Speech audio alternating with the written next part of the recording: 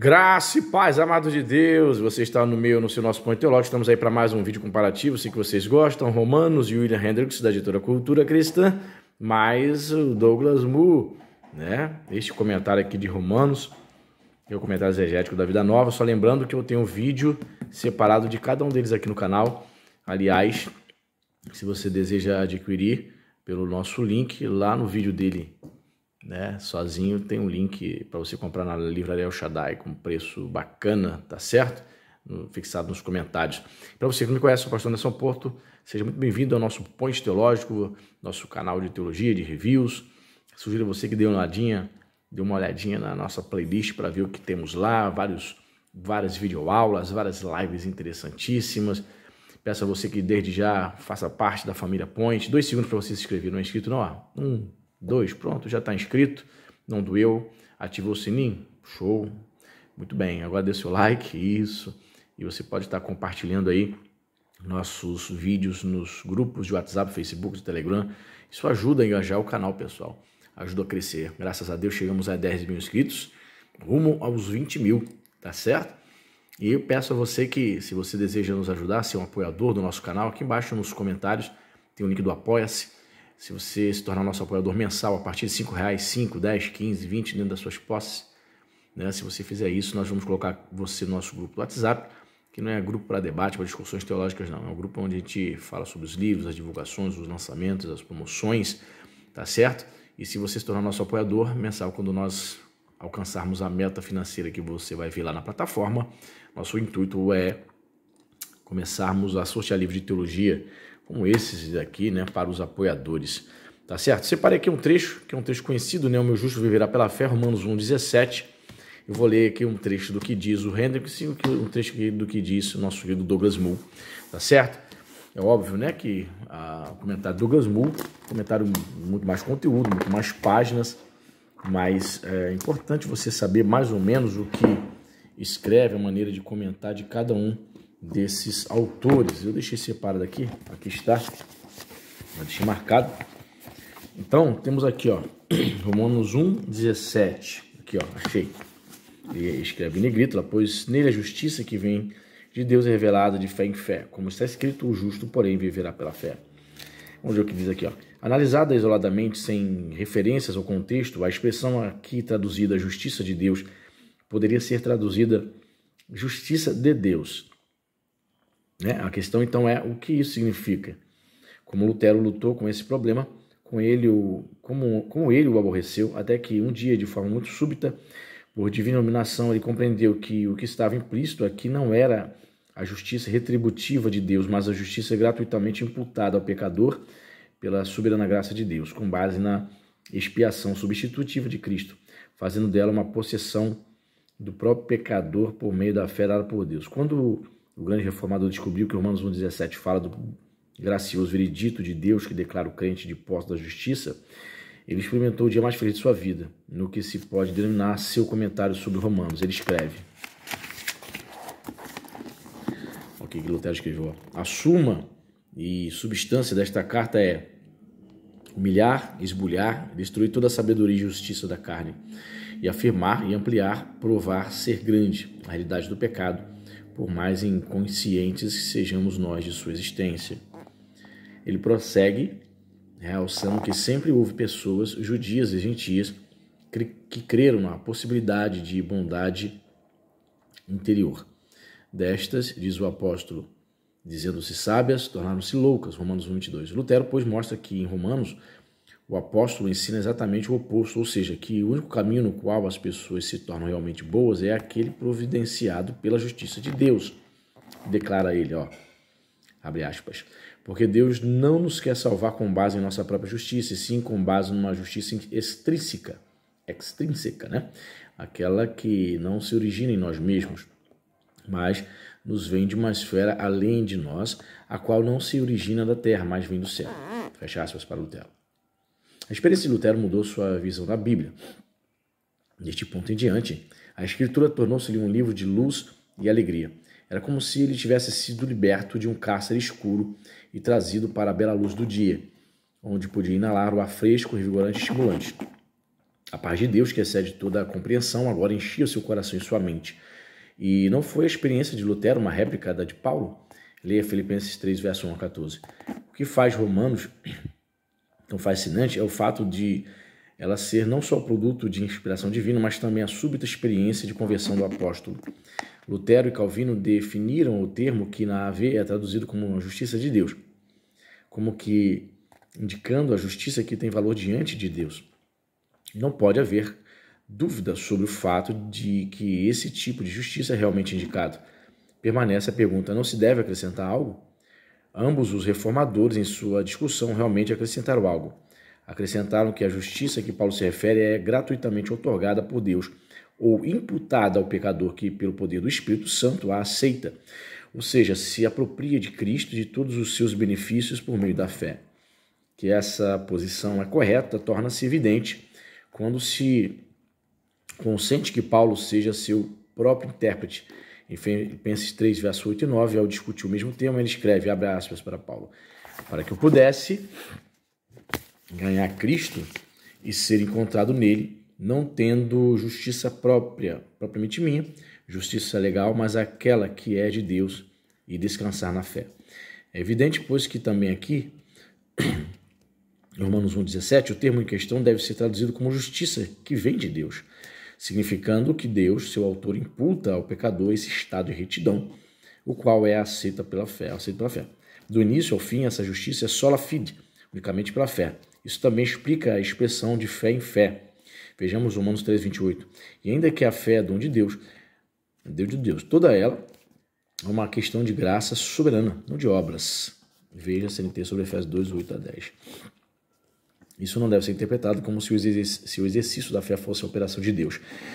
Nós mesmos é que temos de aceitar a Deus triuno como revelado em Cristo Jesus. Somos nós que devemos exercer a fé. Aí você pode parar o vídeo para você ler o restante do comentário.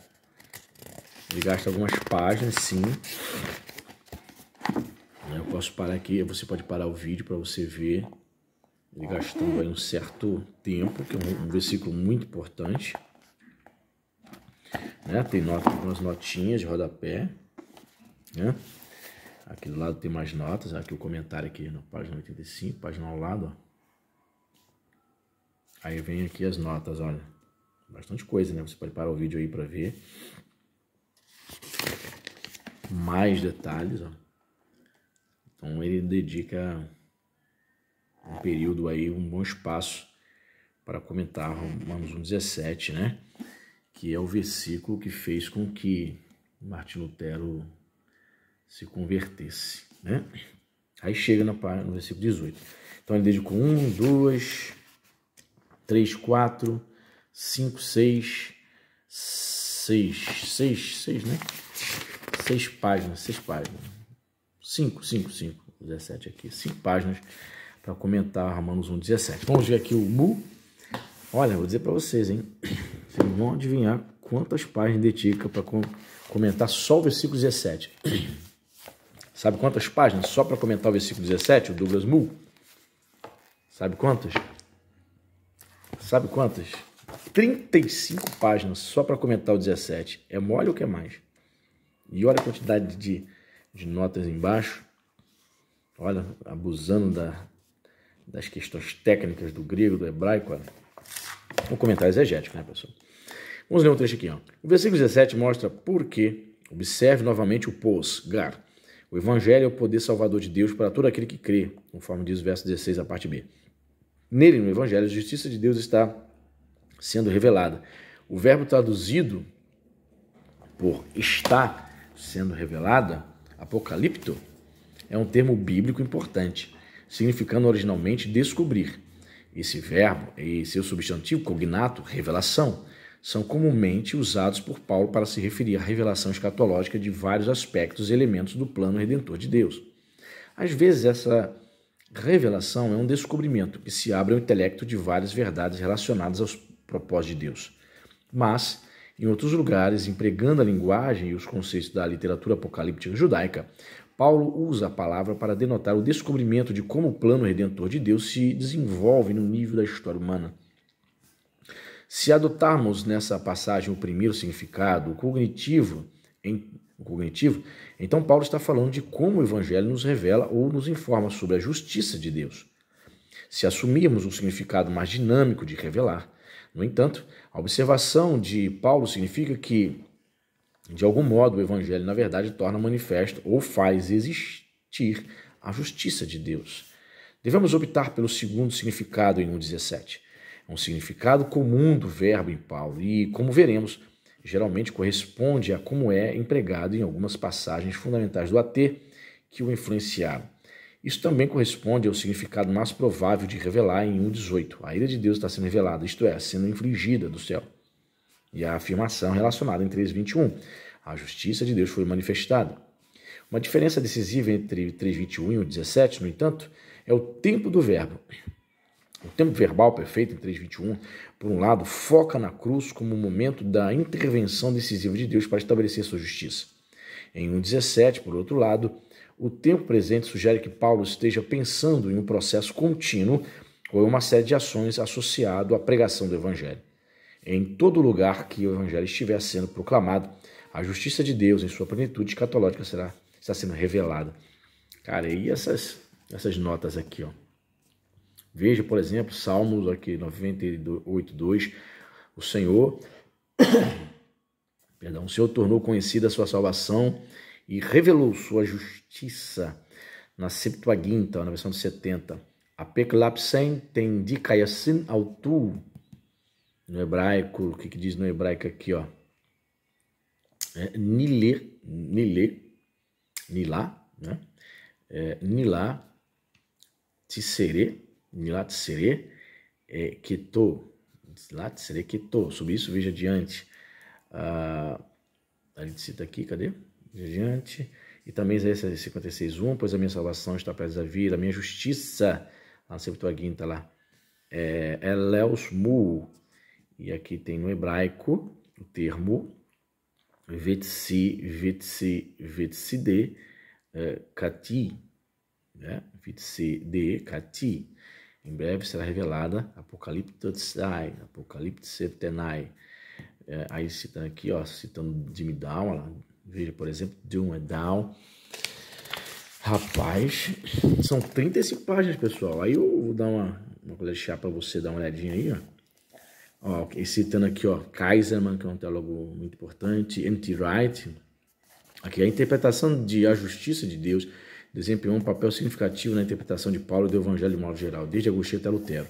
Passando por Ernest Kaiserman até N.T. Wright, podemos dividir as interpretações em 3 categorias básicas. Número 1, a expressão poderia ser uma referência a um atributo de Deus. Alguns identificaram esse atributo como a justiça ou a retidão de Deus. Justitia distributiva, justiça distributiva, termo latim, né? Essa interpretação era comum na igreja primitiva, cuja popularidade estava um pouco relacionada ao significado do termo grego diakaiosin e seu equivalente latino. 2. Justiça de Deus. No 17 poderia ser uma referência a uma conclusão dada por Deus. O conflito espiritual pessoal de Lutero terminou quando ele entendeu que a justiça de Deus significava não a justiça por meio da qual ele é justo em si mesmo, mas a justiça por meio da qual somos tornados justos por Deus. Não a justiça distributiva, justitia distributiva, no sentido estrito por meio do qual Deus governa e reina imparcialmente sobre o mundo, mas uma justiça que não é a justiça própria de uma pessoa, justitia aliena. Cara, aí você vai ver. Rapaz, um estudo bíblico, 35 páginas, né? Para poder comentar, cara, o versículo, as notas aqui embaixo. Versículo 17. É muita coisa, pessoal, muita coisa, cara. É um dos melhores comentários, assim, de livros vendidos separadamente, pessoal. De livros vendidos separadamente. Já falei isso já em live, já falei isso lá no review só do Douglas Moo. De livros só ele, são mais de 1.300 páginas, é um dos melhores, se não for o melhor, né? Vendido assim separadamente. Claro, temos Romanos de William Hendrickson. Ele é excelente, eu acho que ele é muito mais técnico, muito mais exegético.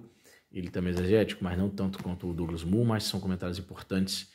Antes que você pergunte, eu sei que é pentecostal, novato aí, pastor, são arminianos ou calvinistas? Ambos são calvinistas, ok? Mas isso não impede arminianos como eu, por exemplo, de possuirmos essas preciosidades literárias em nossa biblioteca, tá certo? Deixe seu comentário aí, tá no seu radar? Eu fiz só uma comparação, pessoal, você que vai dizer qual é o melhor. Claro, né? O Romano do Glamour tem mais conteúdo, mas diz para mim quem você achou, o tipo de comentário que mais te chama a atenção, menos técnico ou mais técnico, mais exegético. Escreva nos comentários, compartilhe esse vídeo, seja nosso apoiador. Deus te abençoe e até a próxima.